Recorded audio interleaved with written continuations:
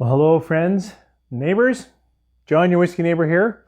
Welcome again to my kitchen table and to the end of 2020. Boy, that's worth a drink.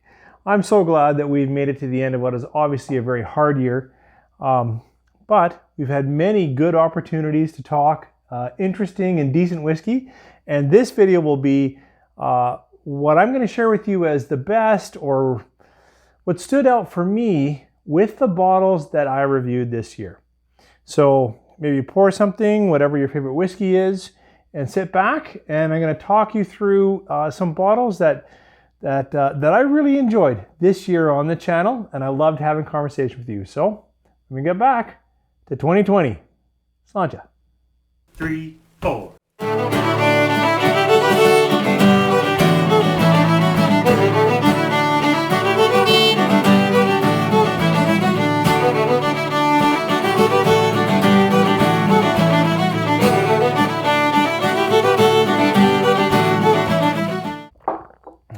Okay.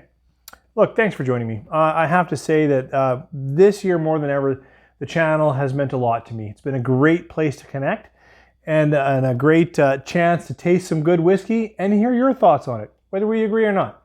So this is just a list of whiskey that I really enjoyed in 2020. We're going to start off with a Scotch, and actually this category had me the most twisted. You know, I've had some exceptional samples. Kilkerran 8-year cask strength, this year's release. Whiskey Whistle gave me a sample and I loved every moment of it. But for these, this has to be bottles that I've worked through.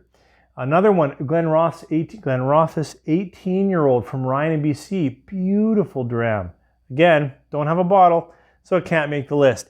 The first Scotch, first thing out of the gate, is a bottle that I recommended to more people than any other bottle. This is Bunnahabhain 12. Yes, it's on Islay, but it's not a peated Scotch. This instead has some really rich sherry notes for me. Chocolates, deep fruit, and then the full length of experience. But some good malt here. This is just, bottle 46, non-chill, non-colored, 46.3, something like that, I think. This is a great bottle, an easy recommend, and I think if you haven't had it, really should try it. Next Scotch is Clynelish 14-year-old. This is up where the old Brora, mythical distillery used to run, but it's either unpeated or very lightly peated. For me, what stands out is that interplay between wax, a little bit of brine, and some fruit, some lemon fruit for me. This was a really wonderful. I really don't know the casking. I read ex-sherry and ex-bourbon, but for me it speaks far more towards ex-bourbon and a really good, complicated malt. Wouldn't be my first recommend if you're early on in your Scotch journey. It's a little bit more challenging of a dram, but just a fantastic bottle. And I'm glad I had it this year. Next one is actually a blended Scotch, and it changed my mind this year for blended Scotch. It's the Dewer 21-year-old. I know blended Scotch puts a lot of people off, but 21-year-old, all these bottles are below $100 Canadian. So great value. Again, 46%. It says right on it, non-chill filtered.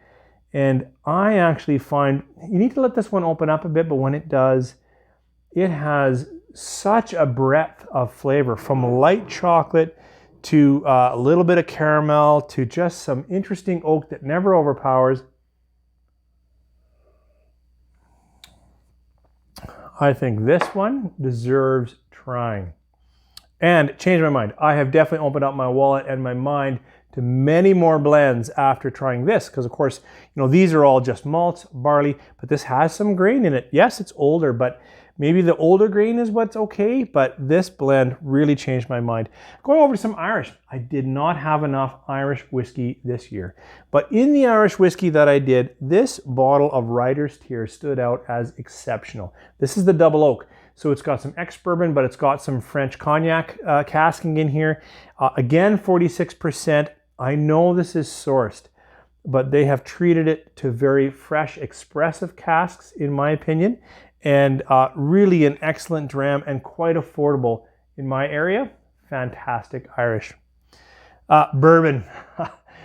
Between Canadian and bourbon, it's hard to know what I've had more of this year. But most of my bourbons, as really all of my drams, I really am looking for good, solid whiskey more than, crazy expensive experiential whiskey.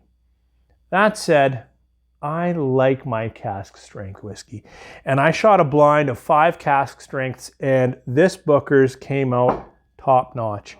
And so it deserves a place in this lineup. I like Booker's. The flavor profile for me, this particular one's a little dark and burnt, but it's got tons of caramel, tons of sponge toffee, burnt peanut brittle. It really is so full and dense of flavor. And of course, the kind of strength that comes out of here, you can pour it over ice and you're still getting lots of flavor, and it's a refreshing drink.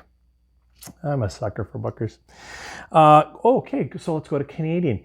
As I said, between bourbon or Canadian, I don't know what I had more. I had a lot of Canadian whiskey, and I think that category is really, really developing from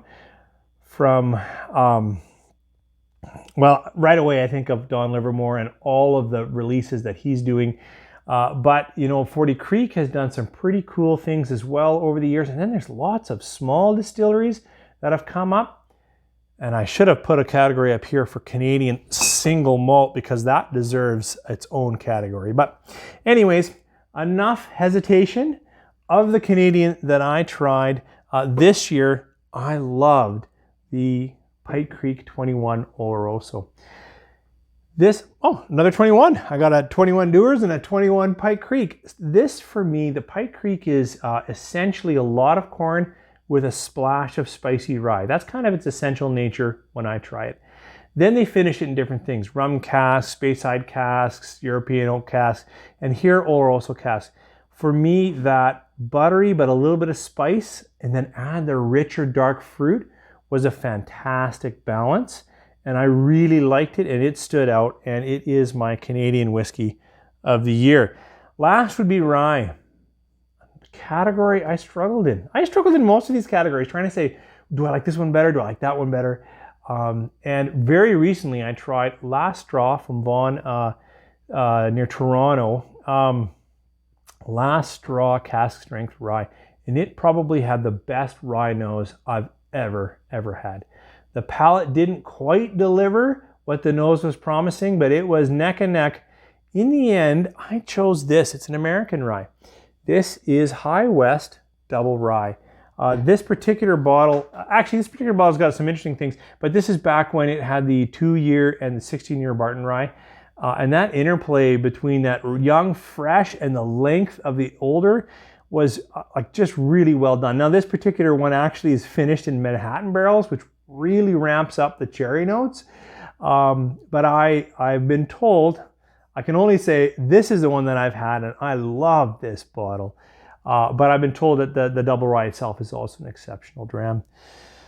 Well, that's the lineup. Most recommended Scotch, unpeated Scotch, blended, Irish, bourbon, cask strength, Canadian, and a rye. It has been a challenging year here in 2020 for, I think, all of us.